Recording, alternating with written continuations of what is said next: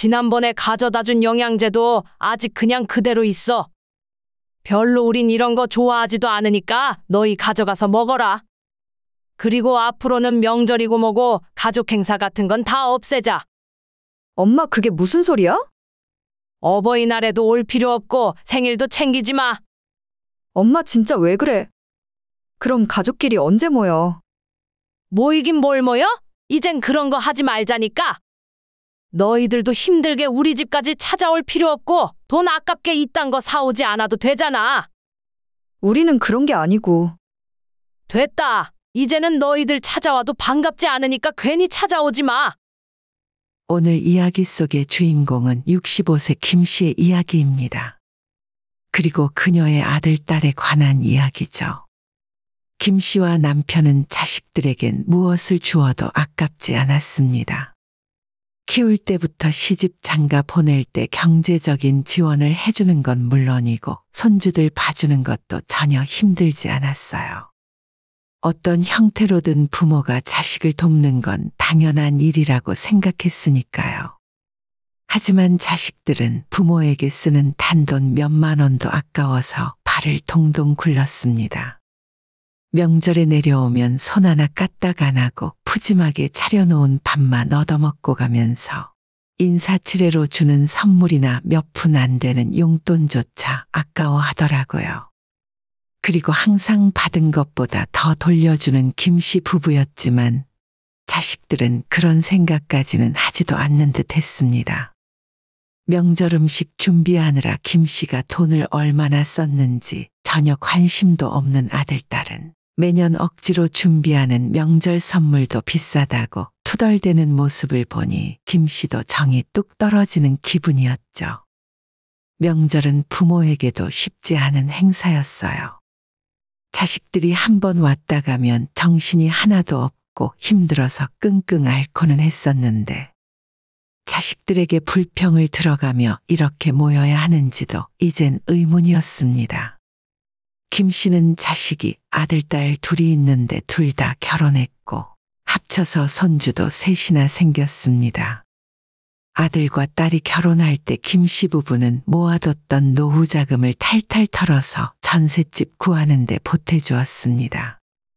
김 씨의 남편이 은퇴할 시점이라서 그나마 퇴직연금은 있으니 다행이었지만 평생 모은 돈을 자식들 결혼할 때 전부 쏟아부었다고 해도 과언이 아니었어요. 손주들이 나이를 먹고 초등학교 들어갈 때가 되니 자식들은 매일 아이들 학원비 대기 벅차다며 죽는 소리를 해댔습니다. 지금 너 통장으로 100만 원 보냈어. 애들 학원비 보탰어. 네 오빠한테는 50만 원 보냈는데 너는 애가 둘이라 100만 원 보낸 거야. 엄마, 정말 고마워. 안 그래도 이번 달에 비상금이 똑 떨어졌었는데 진짜 다행이다. 종종 이렇게 자식들에게 용돈까지 보내줄 정도로 김 씨 부부는 돈에 있어 인색하지 않았습니다. 아들, 딸은 물론이고 손주들과 사위 며느리까지 생일과 기념일을 챙길 정도였고 특별한 날이 아니더라도 도움을 보내주곤 했었어요.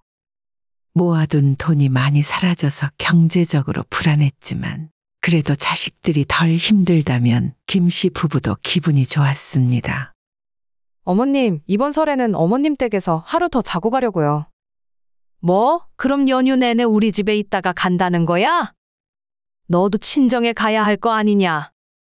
괜찮아요. 어차피 저희 친정부모님은 여행 가신다고 해서 갈 곳도 없거든요. 그냥 어머님 댁에서 푹 쉬고 맛있는 거 많이 먹고 갈래요. 남들이 이 대화를 들으면 이상한 며느리가 다 있다고 생각을 할 것입니다. 다들 자기 부모와 여행 가기를 원하지 명절 내내 시댁에서 쉬겠다는 생각은 하지 않을 테니 말이죠. 하지만 이렇게 며느리가 명절에 편하게 찾아오는 데는 그만한 이유가 있었습니다. 김 씨의 집안은 차례를 지내기는 해도 자식들 고생을 안 시키니 그런 면에서 며느리는 부담이 없었어요. 아무튼 며느리에게는 얼마든지 쉬다가 가라고 대답했지만 김 씨도 부담이 되지 않는 것은 아니었습니다. 자식들 손주들이 하루 왔다 가는 것도 이제는 힘에 부쳤기 때문이죠. 자식들이 다 모이면 한 끼에 차려야 하는 식사 준비만 해도 동네 잔치나 다름이 없었어요. 평소에 둘만 지내서 허전한 집이라 가끔 북적거리는 건 좋았지만 누군가는 뒤치다꺼리를 해야만 하잖아요. 밥하는 게 힘들면 몇 끼는 나가서 사 먹으면 되는데 그래도 오랜만에 자식들은 엄마가 해준 밥을 먹고 싶어 했습니다. 김 씨가 젊었을 시절 명절을 떠올리면 지금도 고개가 절로 가로저어질 정도였죠. 김 씨의 시어머니는 진작에 돌아가셨지만 전형적인 옛날 시어머니였고 그 덕에 김 씨는 명절이 되기도 전에 겁을 집어먹어 잠도 잘 오지 않을 정도였죠. 하도 시달렸기 때문에 나중에 자기가 시어머니가 되면 그땐 절대 며느리에게 일을 시키지 말아야지 하고 다짐을 했었습니다. 지금에 와서 며느리가 아무런 부담 없이 명절 연휴 내내 김 씨의 집에서 놀다가 가겠다는 걸 보면 그 다짐은 잘 지켜지고 있는 듯 했죠. 시간이 갈수록 차례상은 점점 간소화해서 지금은 전도 직접 부치지 않고 차릴 것이 많이 없었지만 오히려 자식들 손주들이 먹고 싶다는 음식은 점점 늘어 갈비찜에 잡채, 직접 빚은 손만두 등등 해달라는 건 많아졌어요. 자식들이 오기 전에 음식 준비를 마치고 반찬도 새로 다 해두었습니다. 옷장 깊은 곳에 있던 잘 쓰지 않는 이불도 새로 빨래하고 널어두었죠. 항상 명절이 다가오면 김 씨가 해오던 일이었습니다. 마트에 갈 때마다 장 보는 비용은 왜 이렇게 비싼지, 기본적인 것만 준비해도 비용은 천정부지로 계속 올라갔어요. 그리고 명절 전날이 되었을 때 아들네 부부가 먼저 도착했습니다. 아들네 집까지는 평소라면 차 타고 1시간도 채 걸리지 않을 거리였지만 그래도 명절 연휴라 시간이 꽤 걸린 것 같더라고요. 저희 왔어요. 이건 선물이에요. 김 씨는 내용물을 확인하지 않아도 무엇인지 알 수 있었어요. 작년에도 받고 재작년에도 받았던 영양제 세트였습니다. 이런 거 매번 안 가져와도 된다니까. 그래도 이거 좋은 거예요. 매일 챙겨 드세요. 그래 알겠다. 너희들 밥 아직 안 먹었지? 일단 밥부터 먹자. 좋아하는 거 다 해놨어. 그렇게 상다리가 부러지게 음식을 차려주고 다 먹은 후에 치우는 것도 김씨 부부의 몫이었습니다. 여보, 설거지는 내가 할게. 당신 음식 차리느라 고생했으니 들어가서 쉬어. 혼자서 이걸 어떻게 다 해? 아들 불러서 같이 치우라고 할게. 아, 됐어. 쉬러 온 애들을 뭐하러 일을 시켜. 남편은 묵묵히 산처럼 쌓여있는 설거지를 다 했습니다. 다음 날 아침에 차례를 지내고 떡국까지 먹었더니 이번에는 딸네 식구도 도착을 했습니다. 엄마, 우리 왔어요. 이거 선물. 이번에는 홍삼 세트였고 역시나 몇 년째 똑같은 선물을 받고 있었습니다. 김 씨의 집은 자식들과 손주들로 북적거렸고 그 모습을 남편은 무척 흐뭇하게 바라보고 있었죠. 자식들과 손주들이 연달아 세배를 하고 김 씨 부부 주머니에서는 세뱃돈까지 나갔더니 설 명절에 쓴 돈만 100만 원이 훌쩍 넘었습니다. 그러면서 자식들에게 받은 것이라곤 영양제와 홍삼 세트가 전부였죠. 아들네 식구와 딸네 식구들은 명절 다음 날까지 신나게 놀고 먹고 마시다가 떠났습니다. 밥상 차리고 술상까지 대체 몇 번을 상을 차리고 치웠는지 기억도 나지 않을 정도였죠. 아들, 딸네 식구들이 전부 돌아간 뒤에 김 씨는 이틀을 알아누웠어요. 아니, 그러게 그냥 시켜 먹자니까. 그 나이에 고생을 하니 몸이 고장이 안 나고 배겨. 명절 뒤에는 항상 있던 일이었지만 나이 들어서까지 변하지를 않는구나 싶었죠. 자식들이 떠나고 난 후에 온 집안 대청소를 하고 이불 빨래까지 하고 주방과 냉장고 정리까지 싹 하고 났더니 몸살이 나지 않고는 못 배겼어요. 그런데도 김 씨도 남편도 자식들이 찾아오는 건 반가웠습니다.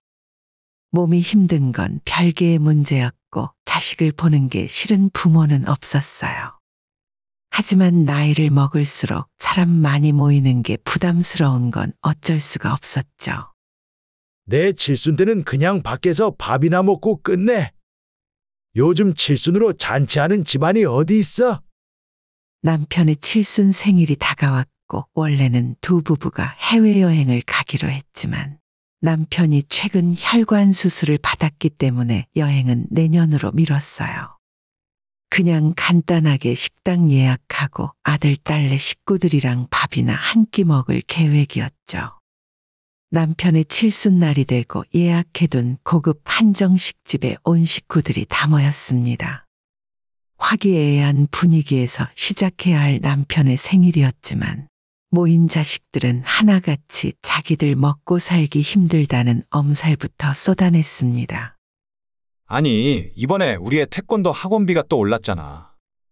차라리 이럴 거면 학원 하나를 줄이던가 해야지. 오빠는 그래도 애가 하나뿐이잖아. 우린 둘이라서 학원비도 2배로 나가. 주말엔 수영까지 다닌다고 해서 진짜 너무 힘들다니까? 김씨 내외 앞에서 자꾸 돈 이야기를 꺼내는 자식들은 마치 경제적인 도움을 바라는 것처럼 느껴졌어요. 하지만 그런 이야기를 꼭 남편의 칠순 때문에 모인 자리에서 해야 하나 싶었습니다. 아들, 딸들은 입으로만 생신 축하한다고 했지 선물이나 용돈 봉투조차 꺼내놓지 않았어요. 그나마 사위가 사온 케이크 하나가 전부였고 식사를 다 마치자 아들과 딸이 음식값을 절반씩 계산했고 그게 끝이었습니다. 그전 같았으면 그러려니 하고 넘어갔을 텐데 한번 서운하다고 생각이 드니까 이런 것 하나하나 다 섭섭하더라고요. 근데 엄마, 저번에 얘네 집에만 100만 원 줬다면서요? 나한테는 50만 원 주고. 오빠 그건 우리가 애를 둘 키우니까 그렇지. 애가 하나건 둘이건 그게 뭐가 중요해? 이런 건 공평하게 줘야 하는 거야. 식사를 마치고 나온 주차장에서 아들은 갑자기 돈 이야기를 꺼내는 바람에 분위기를 싸늘하게 만들었어요.